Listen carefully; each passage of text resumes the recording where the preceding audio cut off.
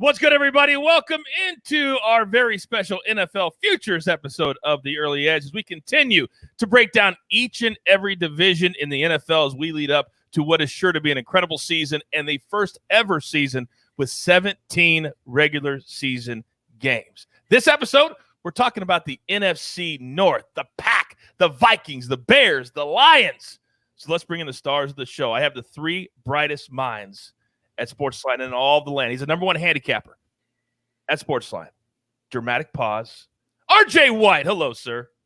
How you doing, Coach? Glad to be here. You kill me. Maestro, what's up, man? Oh, great to be on with the Stoic one and welcoming prop stars to SportsLine for these NFL previews. It's awesome. It's been amazing to see prop stars making picks on the show. Finally, we see the face and we see the lettuce. And I told you, Alex, we have very serious issues if you have really good hair here on the show. I don't know. I know. We're going to learn to deal with it. Jay Smooth might be a little bit jealous, but hey, I'll deal with him. All right. How are you, sir? I'm good, Coach. How are you?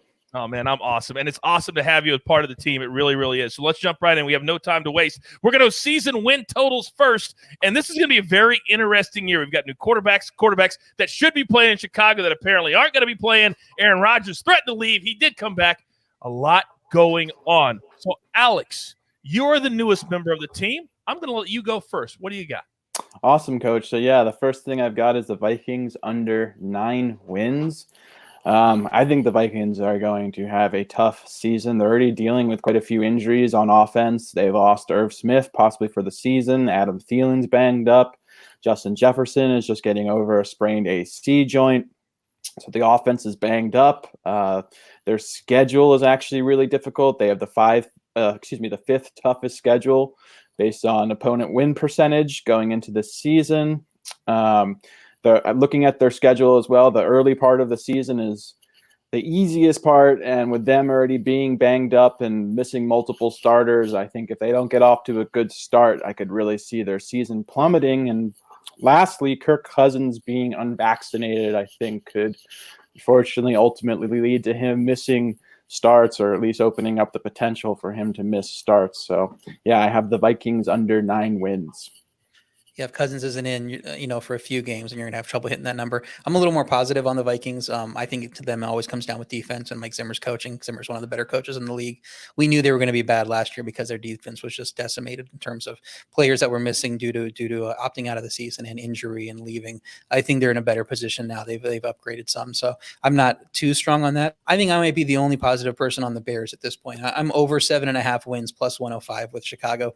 Market expects them to win 7 or fewer games, but they finished 500 or better in each of Nagy's first 3 seasons. And you're like, well, Andy Dalton's a week 1 starter. You have to factor that into account. It's not like they were great at quarterback the last few years with Trubisky and Nick Foles, and nobody likes those guys. So they didn't have quarterback figured out. They're still winning 8 games every year, even 12 games sometimes. Defense should be good again. And once Justin Fields takes over on offense, I think it could be a playoff caliber team in the second half. I don't know if they'll make the playoffs. Just kind of depends on if they're in a big hole in the first half. But with Justin Fields under center, I think this team is going to make some noise in the second half of the season, get us to over 7.5 wins pretty easy. Their make the playoffs numbers all the way down to plus 150. I loved it earlier in the summer. It was like plus 210, plus 240. That 150, I'm staying away from that. The win total hasn't budged to meet that drop in the playoffs and make the playoffs number. So I'm taking advantage of the value here with going over 7.5 wins. I'm torn on the Bears, but I kind of am with RJ a little bit more bullish on the Vikings, who have not missed the playoffs 2 straight years under Mike Zimmer. But I'm going to go to the Detroit Lions. If they had a 20-game schedule, I would still go under for them. I mean, they are going for the number 1 pick. It is clear. Their final roster has 3 undrafted free agents. There's no Kenny Golladay. There's no Marvin Jones. This defense gave up the most points in the league, and I think they're going to be worse this year defensively. Jared Goff, we all know that he excelled in a great scheme with great talent around him. Now he's about to get a really rude awakening in Detroit. And how in the world, it's just the way it worked out. The Lions have the 3rd toughest schedule based on projected win totals. Give me under 5 for the Lions. I'm also on under 5 at -140. I actually have it under 4.5 at +130. Got that ticket in my pocket. If you could find similar, I'd jump on it for that better payout because I don't think they're sniffing 5 either. Offense is a mess with 0 reliable receivers. Their top 2 receivers might be Tyrell Williams and a guy named Khalif Raymond, who good luck if you have a scouting report on him.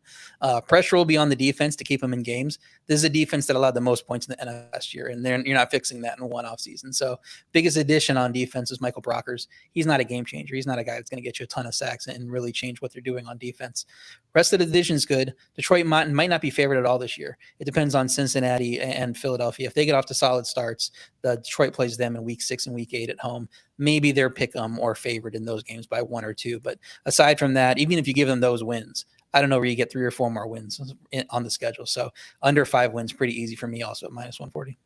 If this was baseball, I'd almost understand, but this is a football with a salary cap. How are the Detroit Lions consistently this bad?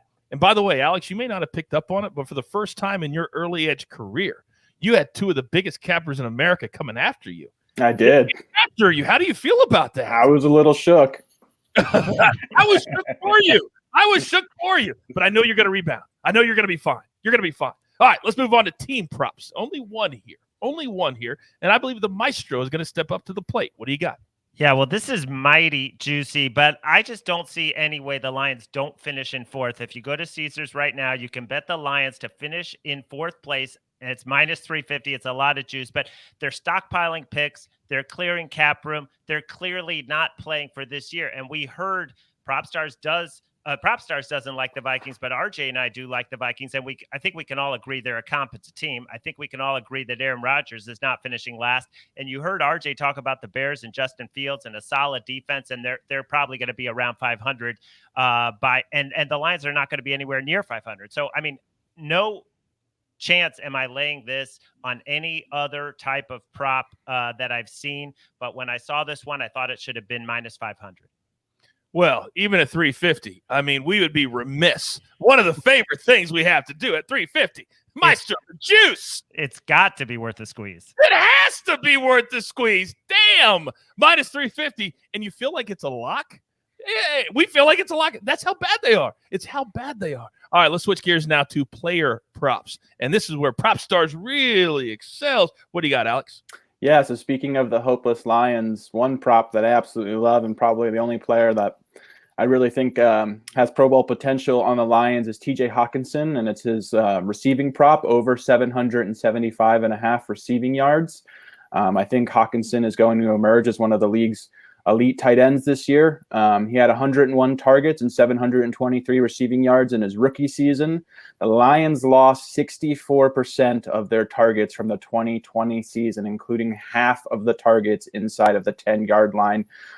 Kenny Golladay, Marvin Jones, and Danny Amendola are no longer on the team, which should lead to an absolutely monster target share for Hawkinson, who's just drawn rave reviews throughout training camp.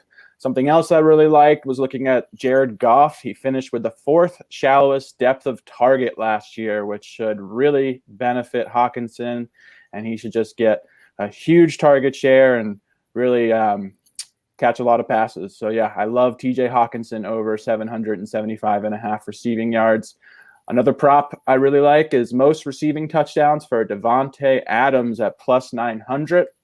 Adams has 36 touchdowns in his last 41 games over the last 3 seasons, including a league high 18 last year. He's racked up just an absurd 445 targets over the last 3 seasons as well.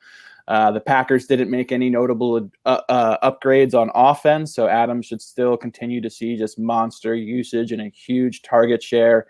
Obviously, having the 3-time MVP Aaron Rodgers as, your favorite target certainly helps a lot as well. So, yeah, I like Adams to potentially lead all receivers in receiving touchdowns this season. Yeah, who did they bring in to take some of that load off of Adams? Just Randall Cobb and rookie Amari Rodgers. Randall Cobb, last relevance was 4 or 5 years ago. Amari Rodgers is going to be taking a huge load. I don't think either is going to impact Adams' usage. Packers ranked just 24th in pass attempts last year. If that number goes up at all, Adams could see even more targets this year. I'm also on Adams, not in the receiving touchdown category, but in most receiving yards, plus 1,200. And that's because he's somehow behind 3 players at plus 1,000 at Caesars. And if he's not going to be the leader in this prop, then I think you're getting him at great value. He led the league in receiving yards per game last year, was the only player with more than 8 catches per game. And like I said, it's not like they added a ton of talent to take some of that load off of his plate. So I think he's going to have a great chance of doing those two things again, and getting him at most receiving yards plus 1,200 is great. And taking these props that we're taking plus 900, plus 1,200, we're playing this NFL futures game on all Madden mode while Larry's out here on easy mode taking minus 350s. You can put me down for the Lions to finish fourth at minus 352 if we're playing that game. Oh, a shot taken. Come on, Larry. But it does warm my heart that you would bring up the video game that I happen to be one of the voices in. So thank you very much for that, RJ. I love Madden 22, and it's probably because I'm in it. All right. Grab your paper, grab your pencil. I don't know if we have RJ's shot in the recap, but it should be. All right, we're going to go prop stars at the top. Vikings under 9 wins. TJ Hockenson over 775.5 yards. We know Jared Goff never throws a long ball. NFL receiving touchdown leader Devontae Adams plus 900. Then RJ White, Bears over 7.5 wins. Lions under 5. And then NFL shading yards leader Devontae Adams plus 1,200. Love that value. And then the Maestro, just ducking and weaving over there. Lions under 5 wins, minus 140, and the Lions to finish fourth, a robust minus 350. Wow. Hey, yeah, RJ, just quick question. When that cashes, will they pay it out? They will, but if it doesn't, you're out a ton of money. Well, I'm out, a little bit of money on my lottery ticket over here. You guys are too much. Well, we're gonna have to wait until I guess what would it be? Probably December before we find out. But we probably won't have to wait till the end of the year. We know that. All right. That's awesome. All right. That'll do it for the NFC North. If you find a show that in less than 15 minutes you get more info than this show, call me. Call me. It doesn't exist. You've got your marching orders. Let's take all of these tickets, even the minus 350, baby, straight to the pay window for the Maestro, for RJ White. He'll be doing stand-up all weekend long. And prop stars and the jeweler. I am the coach. We love doing it. We continue to count down to the start of the NFL season. This has been the NFC North on the Early Edge. Best of luck. Do you want best bets in your feed every single day? All you have to do is hit that subscribe button to stay up to date with all things Early Edge.